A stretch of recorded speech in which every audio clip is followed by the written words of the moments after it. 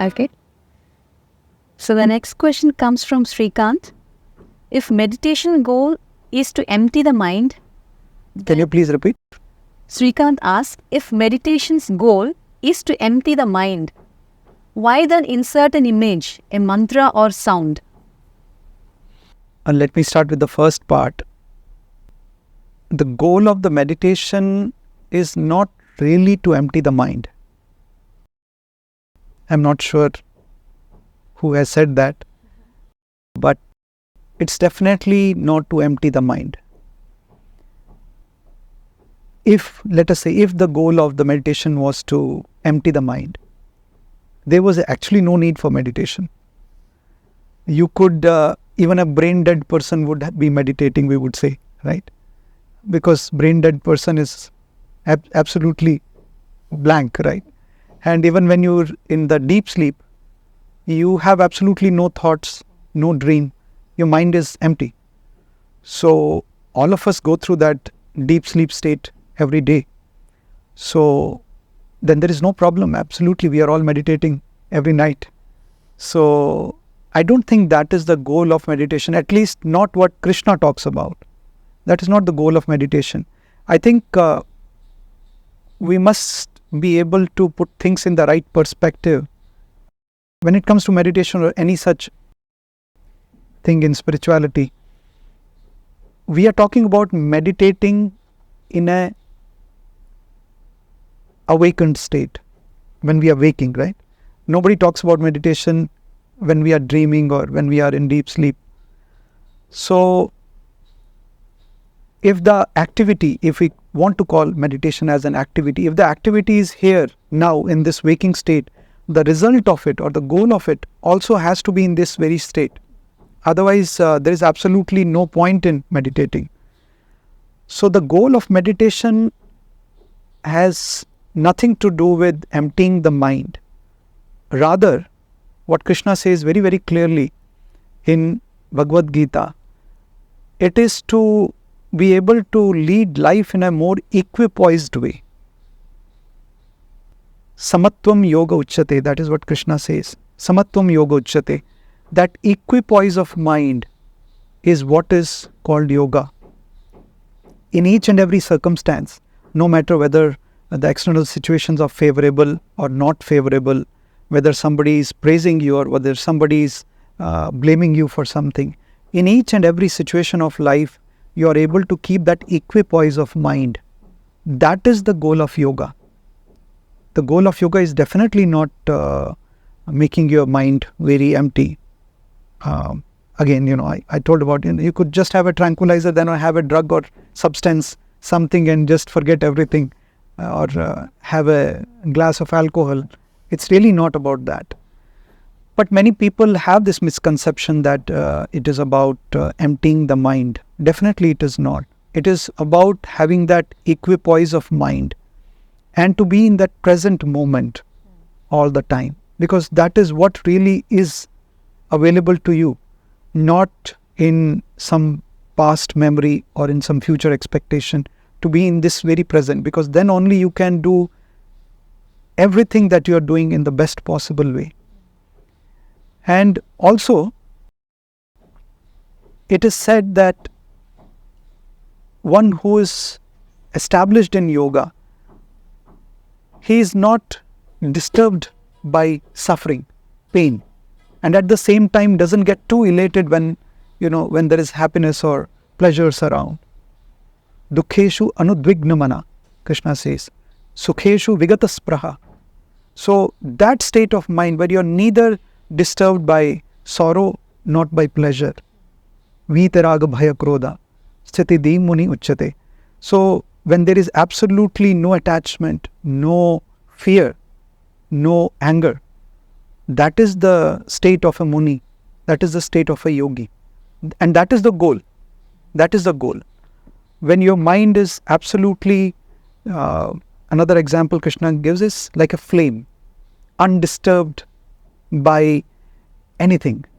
Just as if there is no wind around a flame. The flame is very, very steady and there's no flickering. Like that, your mind is a man of steady wisdom is like that. That is the goal of yoga. Absolutely nothing to do with emptying the mind or anything like that. I think this misconception comes because, especially in Sankhya Yoga or Patanjali's yoga, the samadhi is the state where the mind dissolves into Prakriti. Because the mind has come out of Prakriti, it dissolves into Prakriti. And I think that gets misinterpreted by certain people as emptying the mind. I'm not sure, but I think that could be one reason why it is said like that. But actually it has nothing to do with it. It is when your mind is you become a man of steady wisdom, man or woman, doesn't matter, nothing to do with gender. But you're not disturbed by anything. That equipoise is there. No desire, no thought is able to toss you around. You're not just tossing around from here to there. Usually what happens, a man or a person, his mind is like a pendulum. He's always running after pleasures, running. And even after he gets the pleasures for a temporary some time, then the mind goes to the other side, sorrow. So it's always swinging from one end to the another. And the goal of yoga is to bring an end to this oscillation, to be situated in the middle, where you're not tossing from one place to another. Another example which Amma often uses is ripples on the surface of the pond, right? As long as there are ripples, which are our disturbances in the mind, there are ripples, we can't look at the bottom, the pristine, clear bottom, right?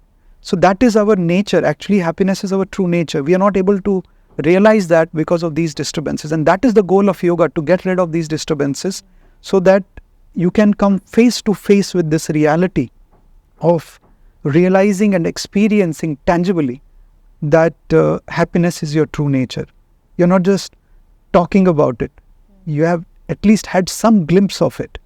And then it helps you further to become firmly established in that. A very humorous example Amma gives sometimes is of a dog.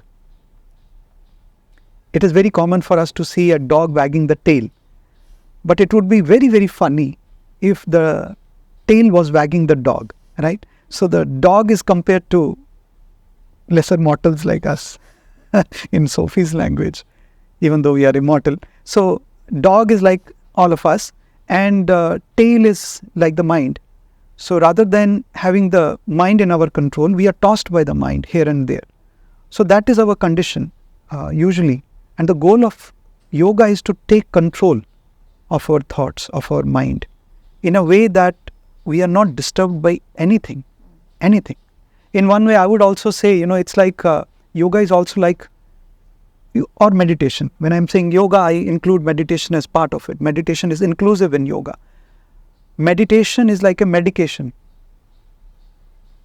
Because most of our minds, an average human mind, in one way or the other, whether it be gross or whether it is subtle, we are all addicted to substances, to objects, to people, to situations.